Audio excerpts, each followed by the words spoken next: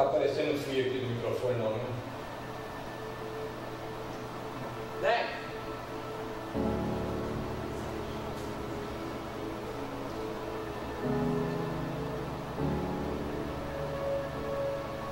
Boa noite, meus queridos amigos, bem-vindos ao nosso encontro de restauração. Hoje, quarta-feira, mais um encontro especial, mais um passo nos nossos estudos a respeito das bem-aventuranças. E nós esperamos que você conquiste este direito de ser feliz, ser um bem-aventurado ou uma bem-aventurada. Deus abençoe a todos. Entre em contato com os seus amigos, que agora está no ar, no programa, culto da nova vida, das quartas-feiras, convide outras pessoas, faça a sua inscrição no nosso canal, participe das nossas atividades e também decline o seu pedido de coração. Nós estamos certamente impossibilitados ainda de presença física, mas estamos cuidando de cada detalhe que chega a nós. Então faça o seu pedido, a sua solicitação, a sua apreciação. Nós estamos prontos a receber de você tanto os elogios como, olha, precisa de me dar isso, precisa de me dar isso, a gente vai fazer com certeza. Bom, lembrando que domingo próximo nós estaremos com o nosso encontro presencial às 10 horas da manhã. E domingo já é o primeiro domingo do mês de maio. E nós certamente vamos ter uma celebração especial, a ceia do Senhor, e queremos convidar você a estar conosco. Na impossibilidade, por alguma razão maior, você vai ficar em casa, então faça a ceia em casa conosco, acompanhe-nos, prepare os elementos, dá um pedacinho de pão, um suco de uva e celebre conosco este momento tão importante no contexto da nossa jornada espiritual. Vamos orar, vamos agradecer a Deus, vamos pedir a Ele que nos dê uma disposição de alma para a gente poder engrandecer mais ainda o seu santo nome. Pai querido, nós vamos abrir a Tua palavra e mais uma vez fala conosco, na medida das nossas necessidades, e que nós possamos buscar esta restauração de santidade, de pureza de vida, que isso seja gerado em nós, provocado em nós, para a gente sair mesmo dessa passividade e buscar com empenho esta nova qualidade de vida, que certamente é a vida que o Senhor tem reservado para todos nós. Muito obrigado, Pai, em nome de Jesus, e que todos digam amém. A leitura é Mateus capítulo 5, é o capítulo que inicia com as bem-aventuranças, e nós estamos agora no versículo 6, em que o escritor Mateus diz assim: bem-aventurados, registrando as palavras do Senhor Jesus, bem-aventurados os que têm fome e sede de justiça, pois serão satisfeitos. Bem-aventurados os que têm fome e os que têm sede. Aí ele acrescenta, de justiça, e com certeza eles serão satisfeitos. Eu quero começar com uma pequena história, talvez conhecida aí por muitos, mas é o seguinte, é a história de um jovem que procurou um sábio, porque ele desejava saber assim, qual o verdadeiro caminho para encontrar-se com Deus. O que ele deveria fazer? Qual o exercício que ele deveria executar? O sábio, então, convidou o jovem para se aproximarem de um rio, que corria bem próximo de onde eles estavam. Então, os dois entraram no rio, e o jovem, certamente, esperava-se do sábio uma palavra, né? Um conselho, né? E ele entrou e estava esperando que algo, quem sabe até um rito, né? Entrar no rio de purificação, de um batismo especial, era a expectativa dele. Mas o sábio agarrou aquele jovem e mergulhou a sua cabeça na água. E depois de alguns segundos, o jovem, num ato assim de desespero, louco para se desvencilhar-se das mãos do sábio, né, colocou a cabeça para fora da água. Quando ele ergueu a cabeça, ele perguntou-se, né, deu aqui um pane na cabeça dele, ele queria saber por que o sábio havia feito aquilo. Aí o sábio disse para ele: olha, quando você sentiu que ia se afogar, qual foi a coisa mais importante que você desejou? Ora, a resposta era óbvia. Ele disse, o jovem respondeu logo: ar. Aí o sábio então se voltou para ele e disse: olha, quando você desejar a salvação, como você desejou o ar, aí você encontrará o verdadeiro caminho para Deus. Uma história pode parecer até muito infantil, mas é verdade, porque o nosso empenho, a nossa força, o nosso desejo de estar com Deus é grande, mas não é proporcional ao esforço que nós estamos fazendo. Muitos esperam ter uma comunhão, uma intimidade, enfim, uma presença de Deus sem se esforçar. E os princípios bíblicos são conhecidos, as disciplinas espirituais são conhecidas, né? Começar pela leitura da palavra, pela oração, pelas práticas espirituais. Então, há que se fazer um esforço, né? Há que se fazer um esforço. Em outras palavras, esta bem-aventurança que nós lemos, ela mostra que uma das chaves do reino de Deus é exatamente este: o desejo que domina todos os seres criados pelo Senhor. Deus colocou no homem desde o princípio a fome e a sede. Tanto é que quando criou um jardim, disse: olha, vocês podem comer de todas as árvores deste jardim, menos esta. Então Deus criou um sentimento, um desejo, né, de fome e de sede. Isso faz parte. A fome e a sede, queridos, é uma força que a gente pode dizer quase que indomável. A pessoa que está com fome, mas fome mesmo, ela faz qualquer coisa para saciar, para preencher, né, para atender a sua necessidade. Quando ela chega ao seu limite, quando a fome chega ao seu limite, tanto os homens como os animais buscam por todos os meios, válidos ou não, atender aquela necessidade. Agora, é importante relembrar que tanto a fome quanto a sede, a fome e a sede revelam um estado que eu diria assim, de saúde normal. Quando não há fome, quando não há sede, é sinal de que o corpo não está em equilíbrio, não está em seu estado normal. Quando uma pessoa, e você deve entender isso, perde o apetite, ela está revelando o quê?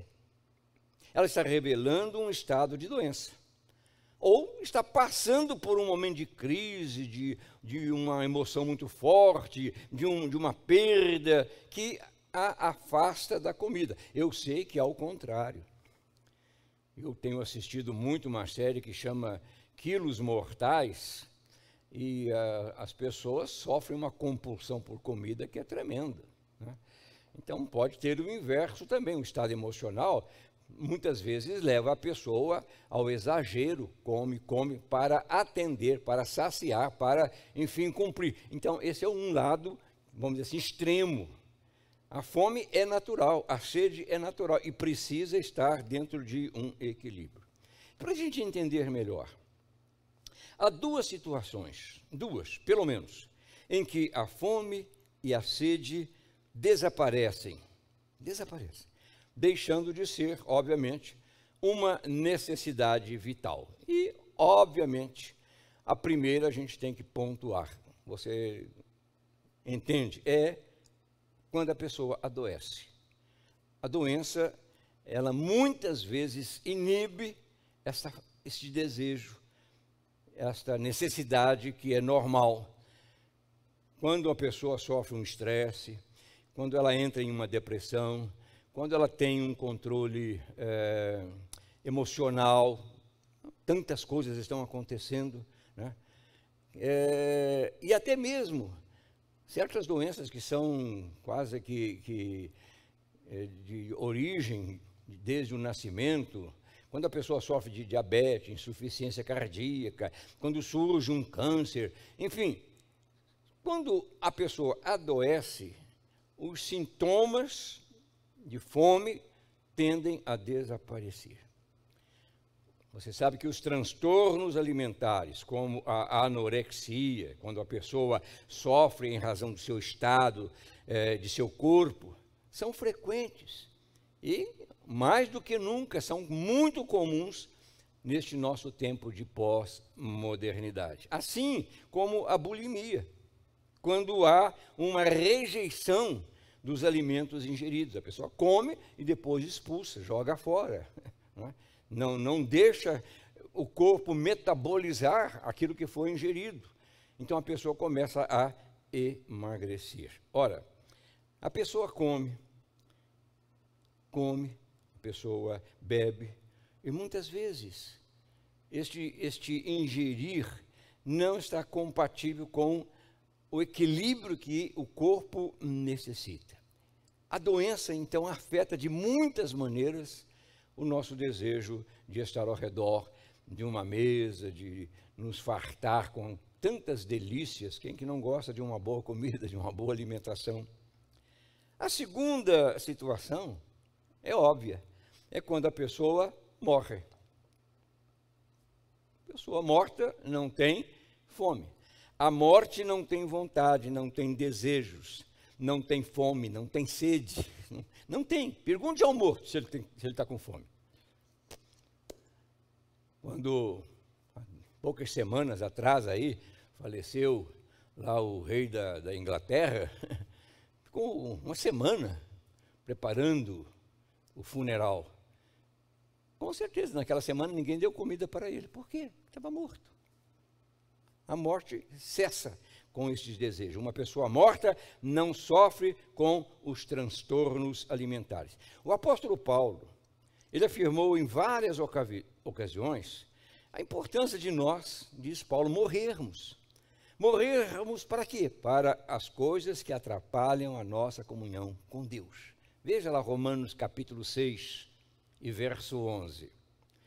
Da mesma forma, Paulo diz, considerem-se mortos para o pecado, mas vivos para Deus em Cristo Jesus.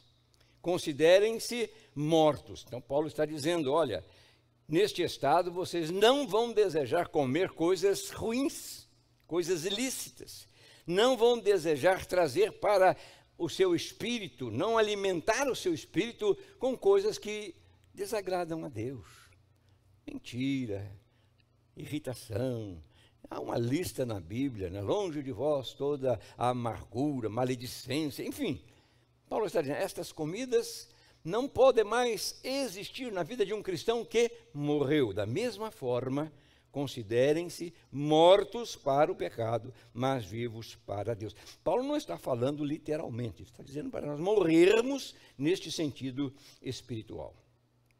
Bem, a bem-aventurança que nós estamos analisando hoje fala de uma qualidade especial de fome e de sede. Jesus não está aqui, querido, se reportando à comida natural. Entenda isso. Ao nosso querido arroz e feijão. Não. Ele está falando de uma outra qualidade de fome e de sede. Bem-aventurados, marque isso na sua Bíblia, bem-aventurados os que têm fome e sede, e ele acrescenta de justiça, porque serão satisfeitos. Observe que Jesus falou sobre a importância, o valor, o peso de nós termos fome, de nós termos esse desejo maior de nos alimentarmos. Agora, ele acrescenta, com a justiça de Deus. Justiça, no contexto bíblico, tem muitas interpretações, mas ela tem a ver com uma vida de equilíbrio. Quando você olha para aquela estátua lá, aquele busto lá em frente ao Tribunal de Justiça, que é uma mulher lá com os olhos vendados e uma balança. Justiça fala de equilíbrio, de uma vida de santidade, de uma vida de separação, de uma vida consagrada, de uma vida dedicada. Não estou falando destes santarrões aí, não estou falando desse extremismo que existe, não. Estou falando de uma vida normal, de uma vida que possa se deliciar com tudo aquilo que Deus criou, mas dentro de um padrão. Muitas pessoas jogam para cima da igreja certas frases, certos conceitos. A igreja do não pode. Queridos, a igreja pode tudo. É verdade que tem certas coisas que não nos convêm. Aliás, Paulo mesmo disse, todas as coisas me são lícitas. Todas. Mas nem todas me convêm. Então nós temos que ter uma sabedoria, um discernimento, para saber o que convém e o que não convém. Quando você senta à mesa, você deve saber o que você vai comer, o que convém e o que não convém.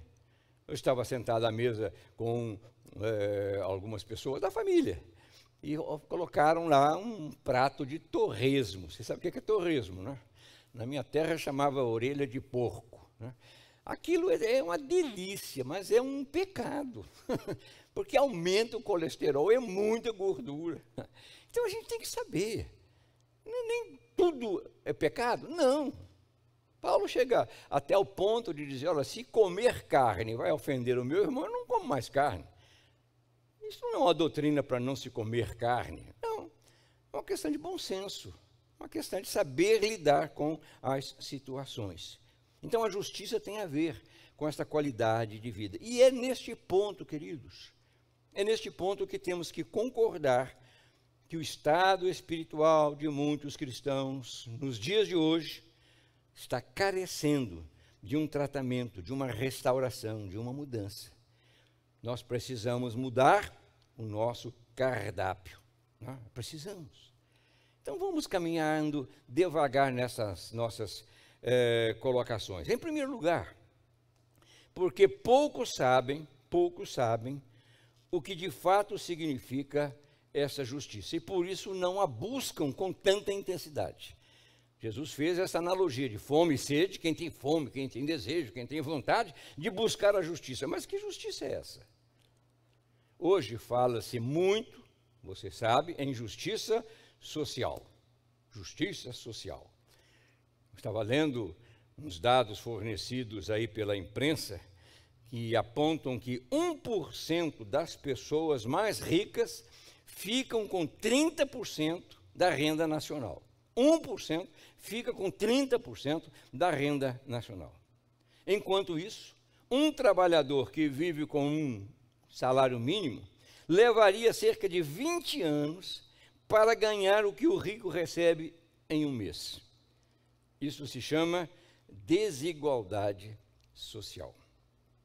Desigualdade social. Ora, por isso quando Jesus falou sobre a prática da justiça, ele não estava se reportando, não estava falando sobre essa justiça social. Ter fome e sede já existia naquela época, pobres já existiam naquela época, mendigos já existiam naquela época, como ricos também já existiam. Havia uma desigualdade social, mas Jesus não estava se reportando a este quadro. Ter fome, eu repito, e sede de justiça no contexto do reino de Deus, queridos, é buscar uma vida, e eu insisto, de retidão, de santidade, de consagração a Deus, sem exageros. Sem exageros. Uma coisa natural, uma coisa simples, uma coisa normal. Por mais que se faça a pobreza, a miséria, como algo assim difícil, ora, a pobreza, a miséria sempre vai estar presente. Por mais que a gente rejeite, ela sempre vai estar presente no meio da sociedade. Quando Jesus foi ungido lá na cidade de Betânia por uma mulher, houve ali uma certa reação no meio dos discípulos, que julgaram um desperdício o que a mulher estava fazendo. Por quê? Porque ela derramou sobre Jesus um óleo muito precioso, um perfume muito precioso.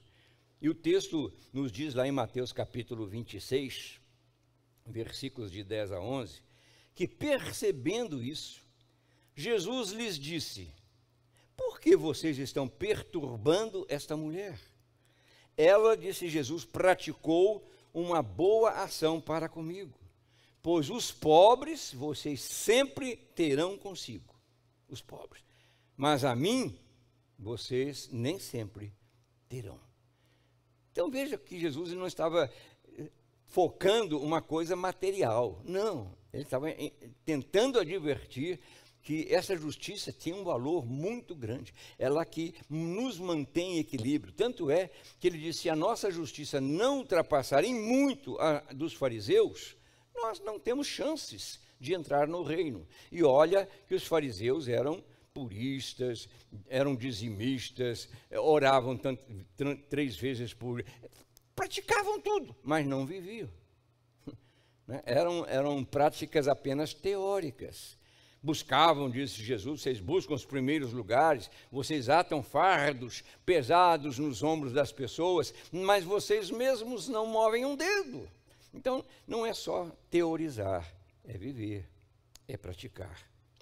Jesus fez uma advertência muito séria ao afirmar aos seus seguidores que ouviam, este sermão chamado Sermão do Monte.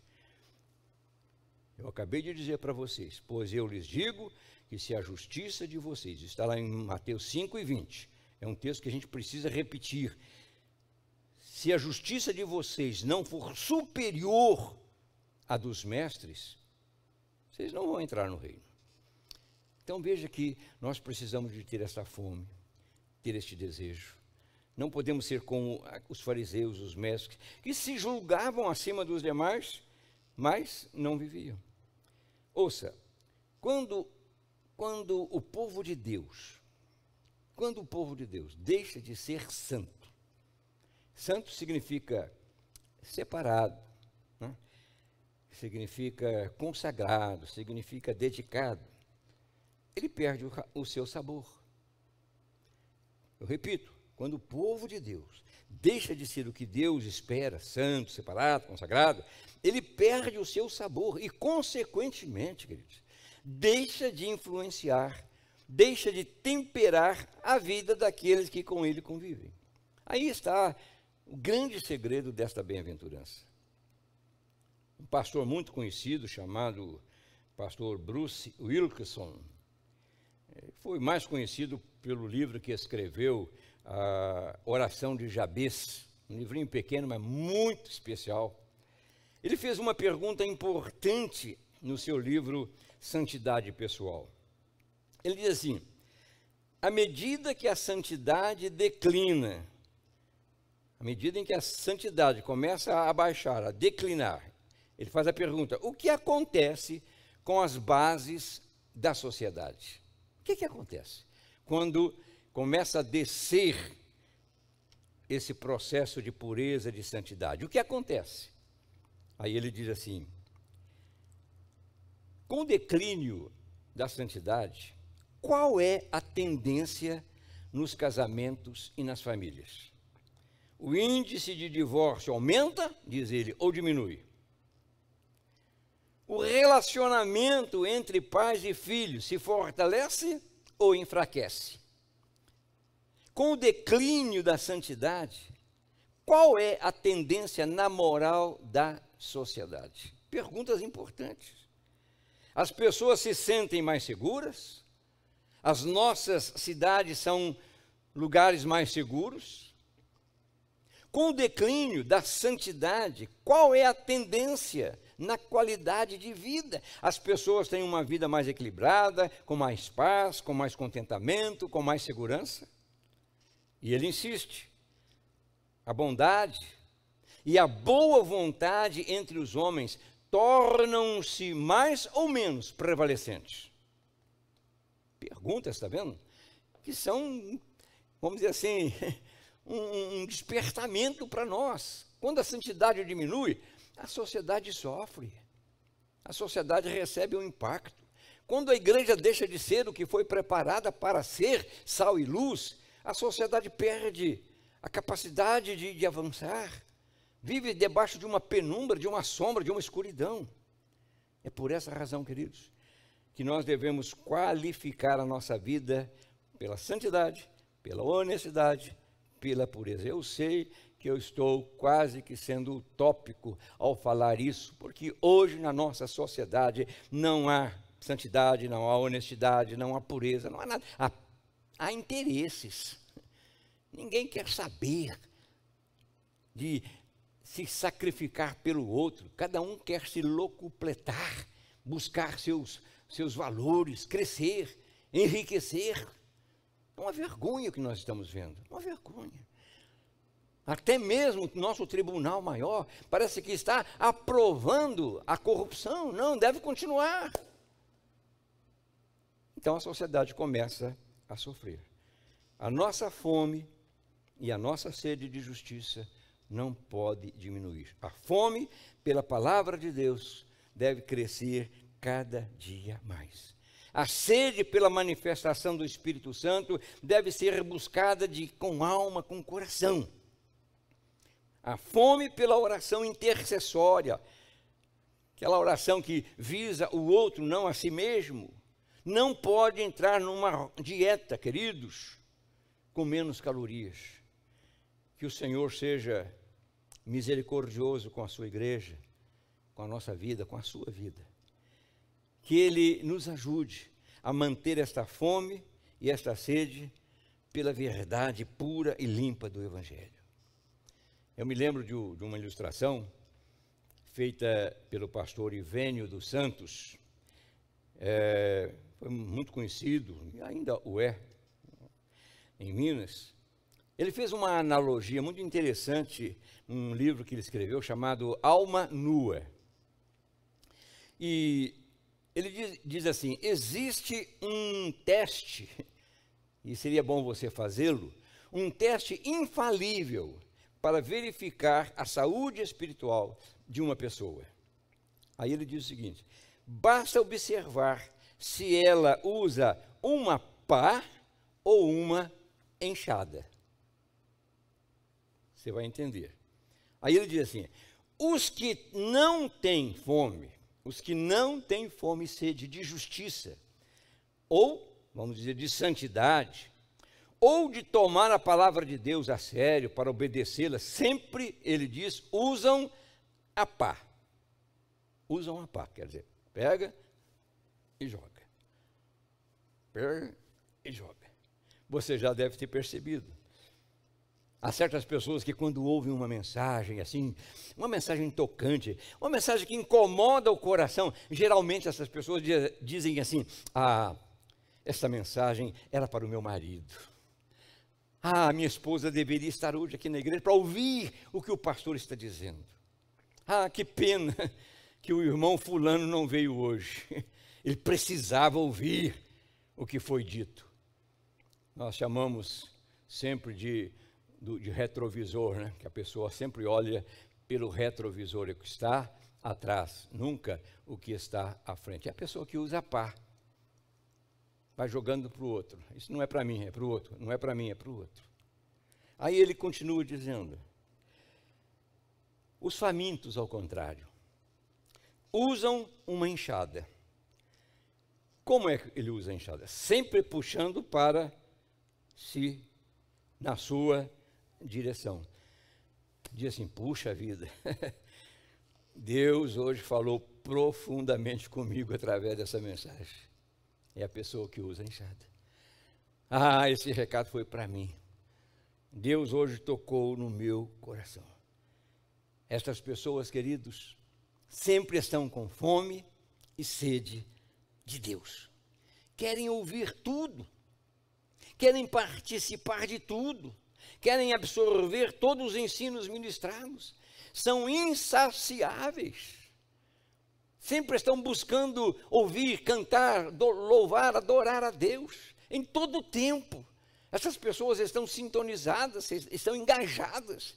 Nada ocupa mais a mente com essas futilidades da vida. Estão puxando, pega a enxada e puxa.